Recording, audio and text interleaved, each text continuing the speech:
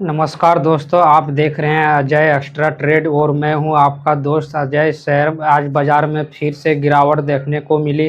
निवेशकों के मन में डर का माहौल बना हुआ है, लेकिन सवाल ये है, आखिर आज बाजार क्यों गिरा?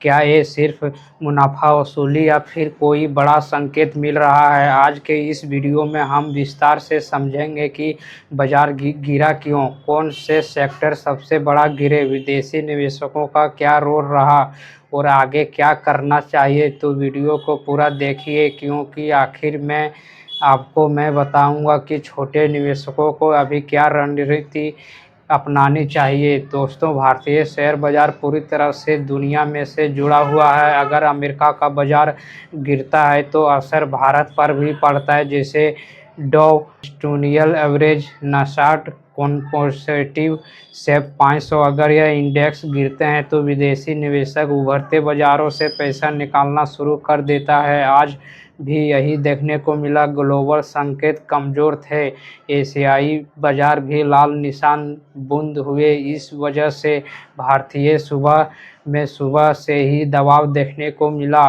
दोस्तों, एफआई यानी फॉरेन इन्वेस्टर जब ये बड़ी मात्रा में शेयर बेचते हैं तो बाजार पर सीधा असर पड़ता है। अगर डॉलर मजबूत हो रहा है या अमेरिका में ब्याज दर बढ़ने की संभावना है तो विदेशी निवेशक भारत जैसे देशों से पैसा निकाल लेते हैं। इससे रुपया कमज़ोर होता है, बाजार गिरता है, निवेशकों घबराहट बढ़ती है। तो आज की गिरावट में एफआई की बिकाऊ वाली एक बड़ा कारण हो सकता है। अगर अमेरिका की फेडरल रिजर्व ब्याज दरें बढ़ती है या भारत में आरबीआई सख्त रुख दिखाता है तो बाजार पर दबाव आता है। भारत में ब्याज दर तय करता है रिजर्व बैंक ऑफ इंडिया। अगर ब्याज दरें बढ़ती है तो कंपनियां के लिए लोन, इसी डर से भी निवेशक बिकाऊ वाली कर सकते हैं। भारत कच्चे तेल का बड़ा आयातक देश है। अगर क्रूड ऑयल की कीमत बढ़ती है तो महंगाई बढ़ती है, कंपनियां की लागत बढ़ती है तो सरकार पर दबाव बढ़ता है। इससे बाजार में नकारात्मक माहौल बनता है। तो दोस्तों, कभी कभी गिरावट सिर्फ खबरों की वजह से नहीं होती है, बल्कि चार्ट पैटर्न की वजह से भी होती है। अगर आज जिन सेक्टर में ज़्यादा गिरावट देखने को मिली हो सकती है बैंकिंग, आईटी, ऑटो, मेटल। अगर बैंकिंग सेक्टर गिरता है तो पूरा बाजार दबाव में आ जाता है। अब इससे बड़ा सवाल, क्या ये बड़ी मंदी की शुरुआत है? दोस्तों, हर गिरावट मंदी नहीं होती है, कई बार ये प्रॉफिट बुकिंग होती है या शॉर्ट टर्म का करेक्शन।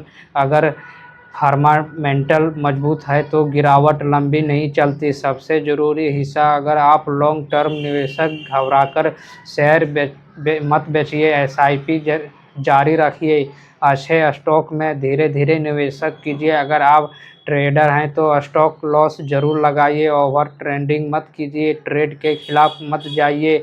दोस्तों, आज की गिरावट के पीछे मुख्य कारण हो सकते हैं ग्लोबल कमजोरी, विदेशी की बिकाऊ वाली ब्याज दरों का डर, क्रूड ऑयल टेक्निकल ब्रेकडाउन। बाजार गिरता भी है तो और उठाता भी है, तो सबसे ज़रूरी धैर्य और सही रणनीति।